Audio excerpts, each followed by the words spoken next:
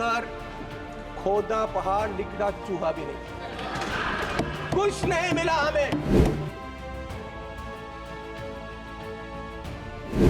समझ नहीं आ रहा प्रधानमंत्री जी गिर रहे हैं या रुपया गिर रहा है। कहां है इनके मेंबर, कहां है प्राइम मिनिस्टर, कहां है होम मिनिस्टर?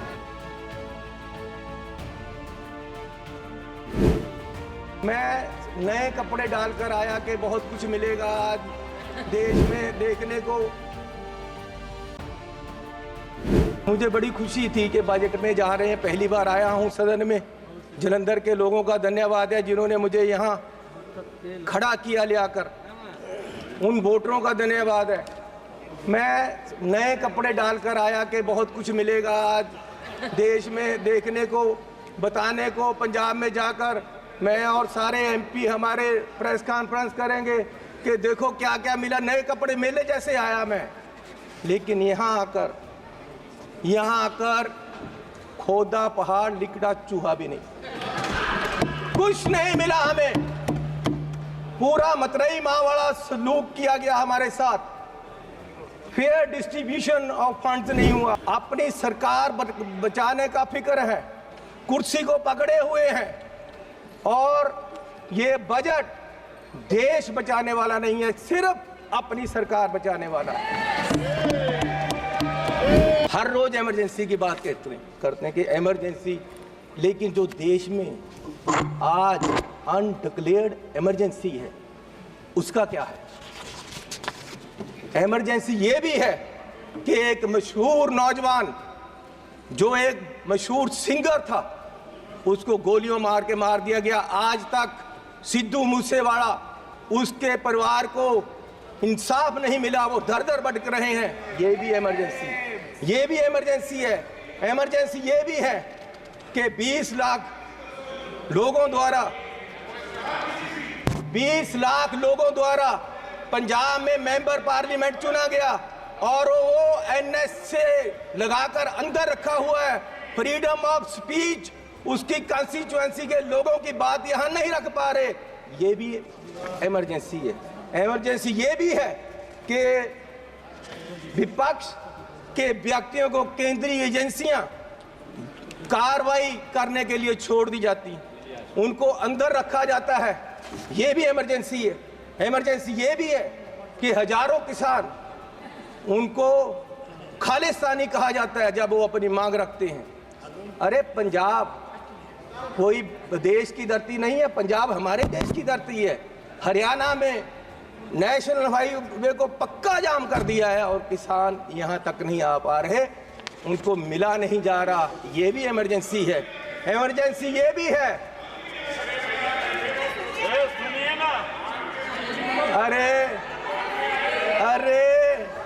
अरे फीलिंग ले लो।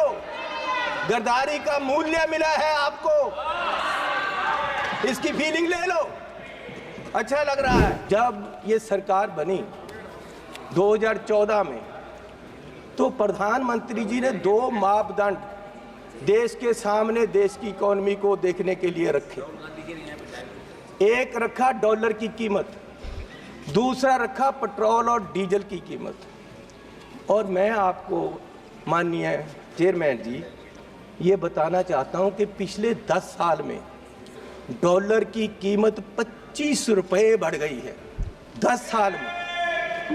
और हमारे माननीय प्रधानमंत्री मनमोहन सिंह जी और कांग्रेस की सरकार में ये सिर्फ 13 रुपये बढ़ी थी, डबल बढ़ी है इस सरकार में।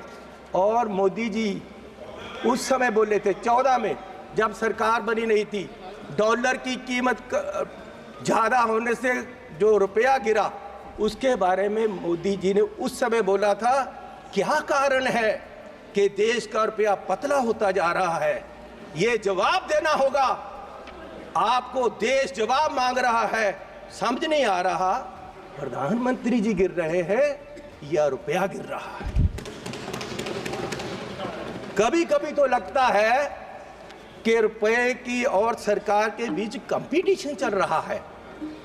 कि सरकार ज्यादा गिर रही है या रुपया ज्यादा गिर रहा है।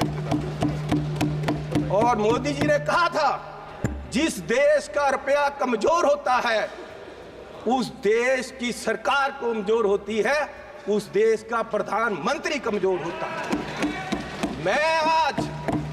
मैं आज कहता हूं कि आज देश का रुपया कमजोर हो रहा है, आज देश की इकोनॉमी डूब रही है।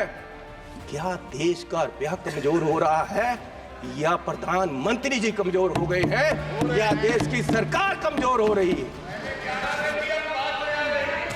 दूसरा, पेट्रोल की कीमतें, इन्होंने कहा, प्रधानमंत्री जी ने 2014 में कि पेट्रोल की कीमतें बढ़ रही हैं और मनमोहन सिंह जी को कोई फर्क नहीं पड़ रहा, देश डूब रहा है।